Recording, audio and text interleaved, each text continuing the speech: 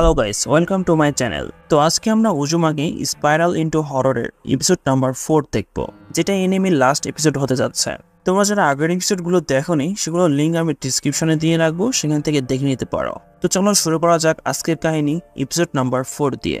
আগের এপিসোডে আমরা দেখেছিলাম যে কুরুজু শহরে বড় একটা তুফান এসেছিল, যার ফলে সেখানকার মানুষদের ঘর সব ভেঙে গিয়েছিল এবং কিরি ফ্যামিলি সেই পুরানো বাসাতে থাকার জন্য চলে গিয়েছিল, যে ঘরটায় টাউনে অনেক বছর ধরেই পড়ে আছে এবং এটাকে রো হাউস বলা হতো। তারপরে আমরা তিনজনকে দেখতে পাই যারা বেসিক্যালি নিউজ রিপোর্টার ছিল, যারা একটা টানেল দিয়ে কুরুজু শহরের মধ্যে যাচ্ছিল।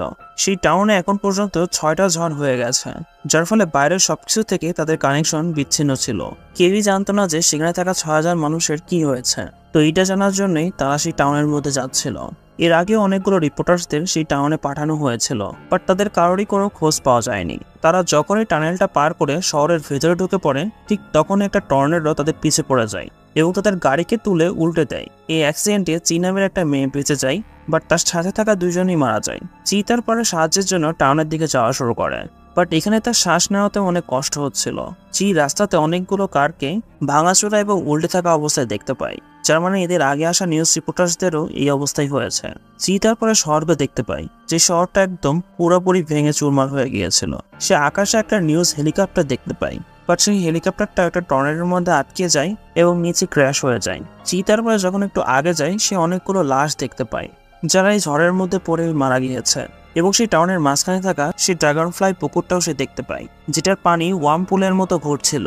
তারপরে হঠাৎ করে টাউনের সাইরেন বাজা শুরু হয়ে যায় এবং চি তার দিকে 4টা টর্নেডোকে আসতে দেখে। তারপরে চি তার পিছে কিরি এবং মিৎসুকে দেখতে পায়, যারা তাদের লুকিয়ে পড়তে বলে। এবং এই 4টা টর্নেডোর মধ্যে 4 জন পার্সন ছিল, যারা এটার মধ্যে বাটারফ্লাইয়ের মতো উঠছিল। তো সেই পার্সনগুলাই টর্নেডোর সাহায্যে স্কুলের বিল্ডিং এর উপর হামলা করে দেয় এবং ফুল বিল্ডিংই তারা ভেঙে ফেলে। মিৎসু এটা থেকে বলে যে এটা তো অনেক ইন্টারেস্টিং, তারও বাটারফ্লাই গ্যাংয়ে জয়েন করে নেওয়া উচিত, বাট কিরি তাকে মানা করে, কারণ অনেক মানুষ তাদেরকে কপি করার চক্করে মারা গিয়েছে। তারপরে চি তাদের দুজনকে বলে যে সে টোয়ো টিভির রিপোর্টার। এটা শুনে মিৎসু চিল্লিয়ে ওঠে। সে বলে যে সেই রিপোর্টারটাকে টিভিতে দেখেছিল। কিরি মিৎসুকে বলে যে চিল্লিও না, ধীরে ধীরে চলো। কিরি তারপরে চিকে বলে যে এই টাউনে এখন পর্যন্ত 6টা ঝড় এসেছে এবং সেই সব ঝড়গুলোই সেই ড্রাগন ফ্লাই নদীর মাঝখানে গিয়ে হারিয়ে গেছে, যার ফলে টাউনের এনার্জিটা এখন কিছু আজীব মতো হয়ে গেছে। কেউ যদি এখানে জোরে চিল্লায়ও, তাহলে তার চিল্লানোর আওয়াজে এখানে একটা টর্নেডো তৈরি হয়ে যায়, এমনকি এরা কোনো আওয়াজও করতে পারবে না। সো যার কারণে তাদের এখন কচ্ছপের মতো ধীরে ধীরে চলতে হবে। কিরি চিকে জোরে নিঃশ্বাস নিতেও মানা করে দেয়, যেটা শুনে চি বলে যে এই বিষয়টা তো বাটারফ্লাই ইফেক্টের মতো মনে হচ্ছে। এমনটা বলা হয় যে একটা বাটারফ্লাইয়ের পাখার হাওয়াও দুনিয়ার কোনো একটা কোণাতে একটা তুফানের রূপও নিতে পারে। তারপরে কিরি চিকে সে রো হাউসে নিয়ে আসে, যেখানে তারা এতদিন ধরে লুকিয়েছিল। বাট এই ঘরটাতে এখন টাউনের বাকি সবারও চলে এসেছিল, কারণ সবার ঘরই ঝড়ের কারণে ভেঙে গিয়েছিল। এই ফুল টাউনের মধ্যে শুধুমাত্র এই ঘরটাই আছে যেখানে তারা সবাই সুরক্ষিত থাকতে পারছে। তো এই লোকরা চিকে দেখে বলে যে এখানে আর কোনো জায়গা নেই, অন্য কোথাও চলে যাও। কিরি যখন বলে যে সবার প্রথমে হয়তো আমরা এই বাসাতে এসেছিলাম, বাট কিরি তার কথা শুনছিল না। ওইদিকে সুইচি বলে যে স্পাইরাল ফুল টাউনকে পাগল করে দিয়েছে। তো এটা শুনে একটা লোকের অনেক রাগ হয়ে যায়, কারণ সে অনেকক্ষণ ধরে এই কথাটাই বলে যাচ্ছিল। তো সে সুইচিকে তুলে ঘর থেকে বাইরে ফেলে দেয় এবং তারা কিরির মম ড্যাডকেও বাইরে বের করে ঘরের দরজা লাগিয়ে দেয়। তো তারা এখন ভাবতে থাকে যে তারা এখন কোথায় থাকবেন, কারণ সব রো হাউসই মানুষ দিয়ে ভরে গিয়েছিল, কোথাও কোনো জায়গা ছিল না। চি তখন বলেছে তাদের যত দ্রুত সম্ভব এই টাউন থেকে বের হয়ে যাওয়া উচিত, বাট তাকে জানানো হয় যে এই টাউন থেকে বের হওয়ার কোনো রাস্তাই নেই। কিরির ফাদার বলেছে আমি তো এখানে থেকে মাটি দিয়ে বাসনপত্র বানাতে চাই, আমি আবার আমার সেই চুলা বানিয়ে নিব এবং স্পাইরালওয়ালা বাসন বানিয়ে আমার প্রতিভাকে আমি জীবিত রাখবো, বাট ফার্স্টে আমার ড্রাগন ফ্লাই পুকুর থেকে মাটি আনতে হবে। তার ওয়াইফ এটা শুনে মানা করে, কারণ সেই পুকুরটা এখন বড় একটা ওয়ার্ম পুল হয়ে গেছে। ওইদিকে সুইচি একলা একলাই বলছিল যে সবাই পাগল হয়ে গেছে এবং এই টাউনটা খুব দ্রুত একটা স্পাইরালে পরিণত হয়ে যাবে। চি তখন কিছু একটা দেখে চিল্লায় এবং তার চিল্লানোর ফলে একটা টর্নেডো তৈরি হয়ে যায়। বেসিক্যালি সে স্নেল দেখতে পেয়েছিল। কিরি তখন তাকে বলে যে এই স্নেলসগুলা একসময় মানুষ ছিল, বাট টাউনের কাজ তাদের কেমনটা বানিয়ে দিয়েছে। তো এখন তাদের সংখ্যা অনেক বেশি বেড়ে যাচ্ছে। তখন মিৎসুর নাকে কোথাও থেকে খাবারের গন্ধ আসে। গন্ধটা আসলে মাংসের ছিল। তো সে সেই গন্ধটার পিছু করে এবং দেখতে পায় যে সেই টর্নেডো গ্যাংরাই আগুনের ওপর সেই স্নেলগুলোকে রান্না করছিল এবং রান্না হওয়ার পর তারা তার ভিতরের মাংসগুলো খাওয়া শুরু করে।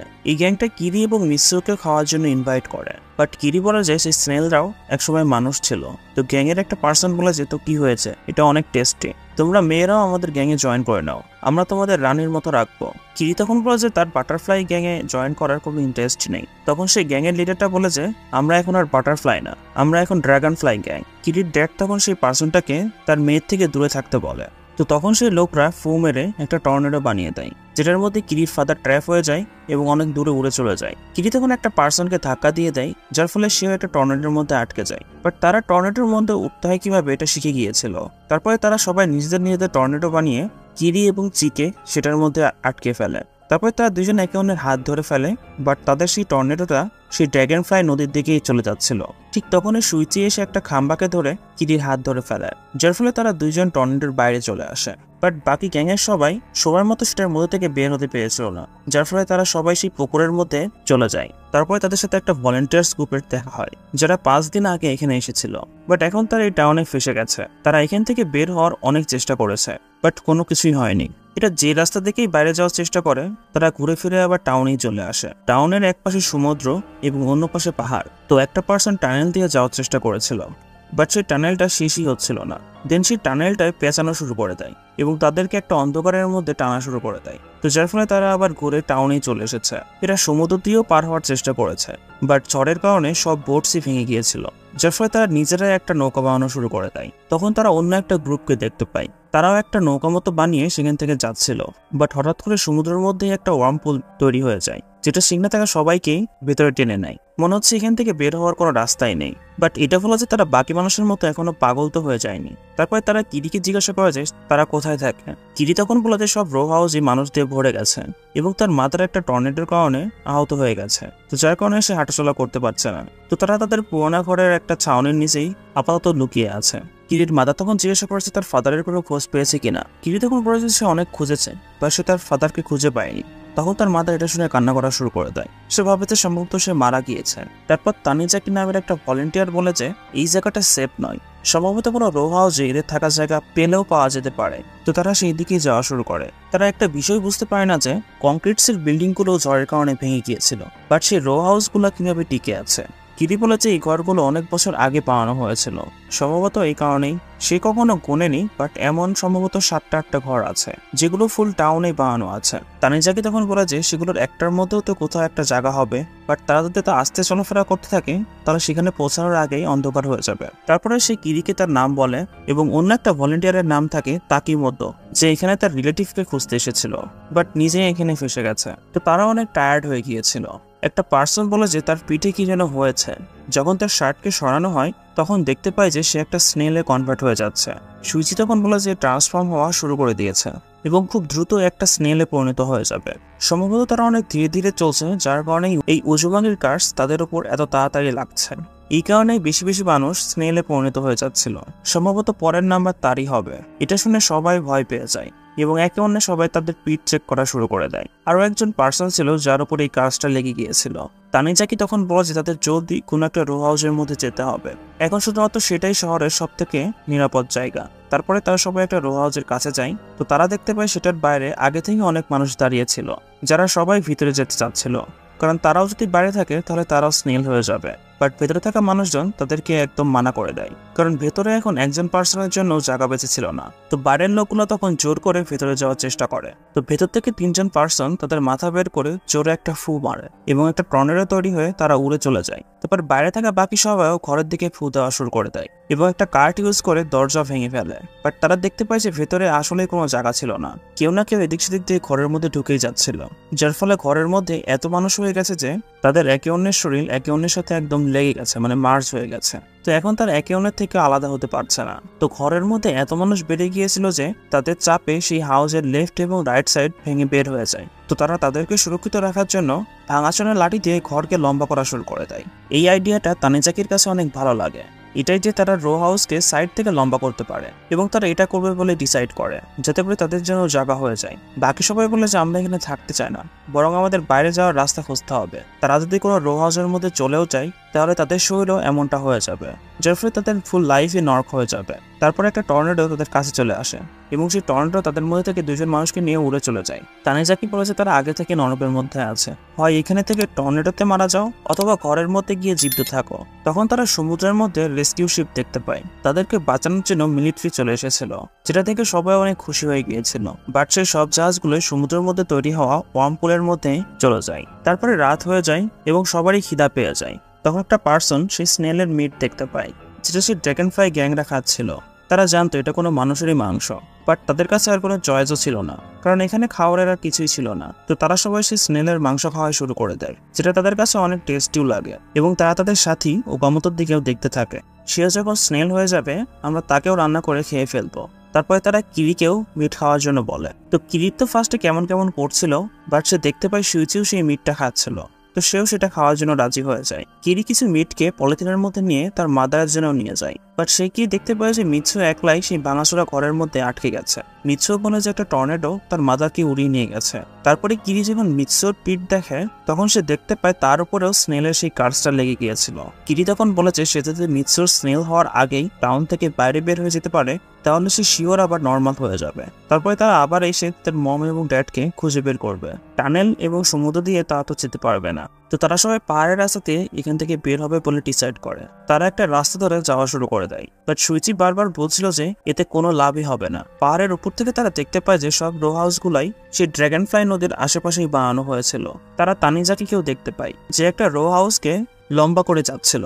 সে তাদেরকে দেখে চিল্লায় বলে যে আমি রো হাউসটাকে বড় করে ফেলবো, তখন তোমরাও এখানে চলে এসো। তো তার চিল্লানোর ফলে তাদের দিকে একটা টর্নেডো তৈরি হয়ে যায়। ঠিক তখনই টাউনের সাইরেন বাজা শুরু হয়ে যায়। টাউনে কিন্তু কোনো কারেন্টই নেই। তারপরে এই সাইরেনটা ডেলি টাইম মতো বাজা শুরু হয়ে যায়। তারপরে তারা হাঁটতে হাঁটতে জঙ্গলের অনেক ভেতরে চলে যায়। তখনই তারা তাদের সামনে একটা গ্রুপকে দেখতে পায়। তাদের মনে হয় যে এরা নতুন কোনো গ্রুপ যারা টাউনের মধ্যে আসছে, বাট তারা তাকেমতো এবং তার গ্রুপ ছিল। তাকেমতো বলেছে তারা কিরি গ্রুপকে পাহাড়ে আসতে দেখেছিল, যার কারণে তারা তাদের পিছু করেছে, বাট জানে না তারা কিভাবে তাদের সামনে চলে আসলো। তার মানে সব রাস্তায় ঘুরে ফিরে সেই টাউনের দিকেই যাচ্ছিল। তারপরে তারা সবাই একসাথে হয়ে আগে যাওয়া শুরু করে, বাট এমনটা মনে হচ্ছিল যে তারা একটা বড় একটা সার্কেল দিয়ে চক্কর দিচ্ছিল। তো সকাল হতে হতে তাদের মধ্যে থাকা একটা পার্সন পুরোপুরি স্নেল হয়ে যায়, যেটা থেকে তাকেমতো গ্রুপের সবাই খুশি হয়ে যায়। তারা তাকে কাঁচাই খাবে বলে ডিসাইড করে। সেই স্নেলটা তখন তার শেলের মধ্যে লুকিয়ে পড়ে। তো একটা পার্সন তার শেলের মধ্যে তার মাথা ঢুকিয়ে তাকে খাওয়া শুরু করে। সে তাকে খেতে খেতে নিজের শেলের মধ্যে আস্তে আস্তে ঢুকে যাচ্ছিল এবং সে একলাই সেই পুরো স্নেলটাকে খেয়ে ফেলে। বাকি সবাই তাকে তার পা ধরে বাইরে বের করে, যাতে করে তারাও কিছু খেতে পারে। চি তখন কিরিকে বলে যে আমাদের তাদের থেকে দূরে থাকা উচিত, কারণ মিৎসুও আস্তে আস্তে স্নেল হয়ে যাচ্ছিল। তারপরে তারা সবাই সামনে যাওয়া শুরু করে। তারপরে তারা সামনে একটা কাটা গাছের গুড়ি দেখতে পায়, যেটার স্পাইরালে সুইচি তার ফাদারকে দেখতে পায়, যেটা দেখে সে অনেক ভয় পেয়ে যায়। ফুল জঙ্গলটা একদম স্পাইরাল শেপের মতো হয়ে গিয়েছিল। তো কিছুক্ষণ পর তাদের সাথে আবার তাকামতো গ্রুপের সাথে দেখা হয়ে যায় এবং সে জিজ্ঞাসা করে যে মিৎসুর পিঠ এত ফুলে কেন গিয়েছে, যেটা শুনে কিরি বলে যে সে তার পিঠে ব্যাগ নিয়ে রেখেছে এবং সে তাকে মিৎসুর কাছে যেতে দেবে না। তারপরে সুইচি মিৎসুকে তার পিঠে তুলে নিয়ে হাঁটা শুরু করে, বাট কিছুক্ষণ পরে মিৎসু পুরোপুরি একটা স্নেল হয়ে যায় এবং তাকে মতো গ্রুপ তাকে খাওয়ার জন্য ভাবতে থাকে। তারপর তারা তিনজন মিৎসুকে নিয়ে পালানো শুরু করে দেয়, বাট তাদের সামনে রাস্তা থাকে না, রাস্তা শেষ হয়ে যায়। কিরি মিৎসুকে তখন বলে যে সে যেন পাহাড় বেয়ে বেয়ে নিচে চলে যায়। মিৎসু তার বোনকে ছেড়ে যেতে চাচ্ছিল না, বাট কিরি তাকে কোনো উপায় না পেয়ে লাঠি দিয়ে মারা শুরু করে এবং নিচে যেতে বলে। তারপরে মিৎসু সেটাই করে এবং কিরি তাকে প্রমিস করে যে পরে সে এসে তাকে অবশ্যই নিয়ে যাবে। তারপরে তারা সামনে যাওয়া শুরু করে দেয় আর তারা দেখায় যে মিৎসু এখনো তাদের সাথেই আছে। তাকামোতো গ্রুপ তাদের কাছে চলে আসে। সে মিৎসুকে কাঁচাই খেতে চাচ্ছিল, যেমনটা তারা সেই তাদের টিমের পার্সনটাকে খেয়েছিল। তারপরে তারা নিজেদের শরীরকেও স্পাইরালের মতো গোল করে নেয়। সুইচি তখন বলে যে এদের উপরেও স্পাইরালের কার্স লেগে গেছে। তারপরে তারা তিনজন আবার টাউনের কাছে চলে আসে। তারা এসে দেখে যে রো হাউস লম্বা করতে করতে সবাই সেই ঘরগুলোকে একটা স্পাইরালের মতো শেপ দিয়ে দিয়েছে। তারা যখন পাহাড়ে ছিল তখন তাদের জন্য টাইম অন্যরকম চলছিল, ওইদিকে টাউনের মধ্যে কয়েক বছর পার হয়ে গেছে। সুইচি তখন বলল যে সম্ভবত অনেক বছর আগে এই টাউনটা দেখতে এমনই ছিল এবং সময়ের সাথে সাথে ঘরগুলো ভেঙে গিয়েছে এবং শুধুমাত্র কয়েকটা রো হাউসই বেঁচে গিয়েছিল এবং এখন সেটা তার অরিজিনাল ফর্মে আবার চলে এসেছে। তারপরে তারা টাউনের মধ্যে যাওয়া শুরু করে এবং সেই ঘরগুলোতে এখনো মানুষজন ফেসেই ছিল। আর রাস্তাতে তারা কিছু মানুষের লাশও দেখতে পায় যারা মরে গিয়েছিল, যার ফলে তাদেরকে ঘরের বাইরে ফেলে রাখা হয়েছিল। তারপরে তাদের সাথে তানিজাকির দেখা হয়, যেই লাশগুলোকে সাফ করছিল। সে বলে যে এই জায়গাটা একটা রহস্যময় মতো হয়ে গেছে, বাট সব কাজই খুব দ্রুত শেষ হয়ে যাবে। ভেতরের মানুষজন ঘরকে লম্বা করাতে লেগে আছে। কিরি তানিজাকিকে জিজ্ঞাসা করে যে সে কি তার মম ড্যাডকে দেখেছে। তানিজাকি বলে যে সে শুনেছিল একটা কাপল ড্রাগন ফ্লাই সেই পুকুরটার পাশে থালা বাসন বাড়াচ্ছিল, তারা জীবিত আছে। এটা শুনে কিরি অনেক খুশি হয়ে যায়। তারপরে তারা সেই নদীটার কাছে যাওয়া শুরু করে। তানিজাকি তখন নিজে নিজে বলে যে এই রহস্যময় চক্রের মধ্যে আজ পর্যন্ত আমি সেই পুকুরটার কাছে যেতে পারিনি, তো তোমরা কিভাবে যাবা। তারপরে তারা একটা জায়গাতে রাস্তা বন্ধ পায়, যার ফলে তারা ভেঙে যাওয়া ঘরের মাঝখান দিয়ে যাওয়া শুরু করে এবং সেই ঘরের ভিতর থাকা মানুষজন এখনো সেই ঘরটাকে বানাতে লেগেছিল। তারপরে রাত হয়ে যায়। কিরি তখন জিজ্ঞাসা করে যে এটাই যদি টাউনের অরিজিনাল ফর্ম হয়, তাহলে সেই সময়ের মানুষজন এটাকে স্পাইরাল শেপে কেন বানিয়েছিল। যেটা শুনে সুইচি বলে যে সম্ভবত এই জিনিসটা বারবার হয়, প্রত্যেক 100 বছরে এই কার্সটাই টাউনের উপর সম্ভবত আসে, আর এখানকার মানুষ বেঁচে থাকার জন্য সম্ভবত স্পাইরাল শেপে ঘর বানিয়েছিল। কিরি তখন বলে যে এই বিষয়টা কোনো বইয়ে কেন লেখা নেই। সুইচি তখন বলে যে সম্ভবত এই কার্স থেকে কেউ জীবিতই বাঁচে না। তারপরে সুইচি আকাশে স্পাইরাল দেখতে পায়, সম্ভবত কেউ ডেড বডিজকে জ্বালিয়ে দিয়েছে। তো সেটার ধোঁয়া প্রতিবারের মতোই সেই পুকুরটাতে যাওয়া শুরু করে। তো এইভাবেই তারা সেই ধোঁয়াটার পিছা করতে করতে পুকুরটার কাছে চলে যায়। তারপরে তারা একটা ভাঙা ঘরের মাঝখান দিয়ে যাওয়া শুরু করে, বাট চি বের হওয়ার আগেই সেখানকার মানুষজন সেই ঘরটাকে সিল করে দেয়, যার ফলে সি ভেতরে আটকে যায় এবং সব মানুষ তখন চিল্লানো শুরু করে যে স্পাইরাল ফুলফিল হয়ে গেছে, মানে তারা সব ঘরগুলোকেই একসাথে লাগিয়ে দিয়েছিল। তারপরে সুইচি এবং কিরির কাছে ঘরের ভেতর থেকে আওয়াজ শুনতে পায়, মানে সবাই একটা সাপের মতো ঘরের মধ্যে দিয়ে গোল গোল ঘুরতে ঘুরতে সেই স্পাইরালের মাঝখানে যাচ্ছিল। সুইচি যখন গেট খুলে দেখে ঘরের মধ্যে কেউই ছিল না। তারপর তারা দুইজনে সেই ঘরের মধ্যে দিয়ে যাওয়া শুরু করে এবং সেই পুকুরটা পর্যন্ত পৌঁছে যায়, যেটা একেবারে একদম শুকিয়ে গিয়েছিল এবং সেটার মধ্যে একটা কুয়া মতো ছিল। সব মানুষজন সেই কুয়াটার মধ্যে চলে গেছে। কিরি তার ফাদার এবং মাদারকে খোঁজার জন্য সেটার মধ্যে যাওয়া শুরু করে, বাট সুইচি তার হাত ধরে বলে যে তারা একসাথে যাবে। তারপর তারা দুইজন মিলে সিঁড়ি দিয়ে নিচে যাওয়া শুরু করে। রাস্তায় তারা একটা লোকের লাশ দেখতে পায়, সে বেসিক্যালি জীবিতই ছিল। সে কিরির পা চেপে ধরে এবং বলে যে আমাকে নিচে নিয়ে চলো। সুইচি তাকে ছাড়ানোর চেষ্টা করে, তো সেই লোকটা সুইচির গায়ের সাথে নিজেকে জড়িয়ে নেয় এবং নিচে পড়া শুরু করে দেয়। তারপরে কিরিও খুব দ্রুত নিচে যাওয়া শুরু করে দেয়। লাস্টে গিয়ে সে দেখে যে স্পাইরাল শেপের একটা বিল্ডিং সেখানে ছিল, যেটার উপর থেকে সে পিছলে নিচে পড়ে যায়, বাট সে কোনো ব্যথা পায় না। জায়গাটা এমন ছিল যে যেখানে সবকিছুই স্পাইরাল শেপের মতো ছিল এবং এই জায়গাটার ফ্লোর মানুষজনের লাশ দিয়ে বানানো হয়েছিল, যারা সেই টাউনেরই লোক ছিল। তারা সবাই এখন স্পাইরাল হয়ে গিয়েছিল। কিরি তারপরে সুইচিকে খোঁজা শুরু করে দেয়। তারপরে সে দেখতে পায় যে এই লাশগুলো আস্তে আস্তে পাথর হয়ে যাচ্ছে। তারপরে সে সামনে তার মম ড্যাডকে দেখতে পায়, যারা পুরোপুরি একদম পাথর হয়ে গিয়েছিল। কিরি তাদেরকে দেখে কান্না করা শুরু করে দেয়। তারপরে সে সুইচিকেও দেখতে পায়। সে বলে যে এই জায়গাটাকে দেখো, এটাই সেই কার্সের আসল রহস্য। দেখে এমনটা মনে হচ্ছিল যে এটা জীবিত, বাট তার নিজের একটা মাইন্ড আছে, মানে চিন্তা ভাবনা করার মতো একটা পাওয়ার আছে। প্রত্যেক 100 বছরে সম্ভবত তার খিদা পায়, যার কারণে সে তার উপরে থাকা মানুষজনকে নিচের দিকে টেনে নেয়। কিরি তখন জিজ্ঞাসা করে যে এটা যদি সত্যি হয় তাহলে আমাদের সাথে এখন কি হবে। সুইচি তখন বলে যে সে উজুমাকি কার্সের সাথে আর ফাইট করতে পারবে না, বাট কিরি চাইলে এখান থেকে পালিয়ে যাওয়ার চেষ্টা করতে পারে। সুইচির মন বলছে যে এখন এই কার্সটার সাইকেল শেষের দিকেই। কিরি তখন বলে যে তারও এখন এই কার্সের সাথে ফাইট করার মতো কোনো শক্তিও নেই এবং সে এখানেই সুইচির সাথেই থাকতে চায়। তারপরে তারা দুইজন একে অন্যকে জড়িয়ে ধরে এবং এখানেই তাদের মৃত্যু হয়ে যায়। সেই স্পাইরাল শেপের বিল্ডিংটা এখন উপরে যাওয়া শুরু করে এবং সেই কুয়াটার মুখটাকে সিল করে দেয়, যার ফলে সেখানে আবার একটা পুকুর হয়ে যাবে। এইভাবে এই টাউনে লাগা কাজটা শেষ হয়ে যায় এবং এই কাহিনীটাও এখানে শেষ হয়ে যায়। তো এই টাউনের নিচে তোমরা বলতে পারো কোনো মনস্টার থাকতে পারে অথবা কোনো এলিয়েনও থাকতে পারে, যার প্রত্যেক 100 বছরেই খিদা পায়, যার ফলে সেই টাউনে থাকা মানুষজনকে পাগল করে দেয়, যার ফলে তারা সবাই আজীব মতো কাজকর্ম শুরু করে দেয় এবং শেষমেশ তারা সবাই সেই কুয়াটার মধ্যেই চলে যায়, যেটা সেই ড্রাগনফ্লাই নদীর মাঝখানেই ছিল। এই কারণে মরে যাওয়া মানুষের ধোঁয়াও সেই পুকুরটার মধ্যে যাচ্ছিল। এই কাজটা চাচ্ছিল যে মানুষজন যেন স্পাইরাল শেপের ঘর বানায়, যাতে করে তাদেরকে একবারে খেয়ে ফেলতে কার্সের সুবিধা হয়। এই কারণেই যারা সেই ঘরের বাইরে ছিল, কার্স তাদেরকে স্নেল বানিয়ে দিত, যাতে করে ভয়ের ঠেলাও তারা ঘরের মধ্যেই থাকতে পারে। তার মানে সুইচি এবং কিরি যদি আর বেশিক্ষণ সেই জঙ্গলটাতে থাকতো তাহলে সম্ভবত তারা জীবিত বেঁচে যেত, বাট এই কার্সটা 2 থেকে 3 বছর এখানে স্টে করে, যার ফলে যারা বাইরে থাকবে তারা ক্ষুধার ঠেলায় এমনিতেও মারা যেত। এই কারণে এই কার্সে কেউই জীবিত বাঁচে না। সো গাইস, তোমাদের এই স্টোরিটি কেমন লেগেছে আমাকে কমেন্টের মাধ্যমে অবশ্যই জানিয়ে দিবা। আর তোমরা যদি এখানে কিছু বুঝতে না পারো তাহলে তোমরা উজুমাকে মাঙ্গাটা পড়ে নিও। আর লাস্টের এপিসোড এতটাও খারাপ ছিল না এবং এই এপিসোডটাতে এন্ডিংটাকে খুব ভালোভাবে দেখানো হয়েছে। সো তোমাদের যদি ভিডিওটি ভালো লেগে থাকে অবশ্যই ভিডিওতে লাইক করে দেবা এবং চ্যানেলকে সাবস্ক্রাইব করে দেবা। দেখা হচ্ছে নেক্সট ভিডিও নিয়ে। Till then, tata, bye by.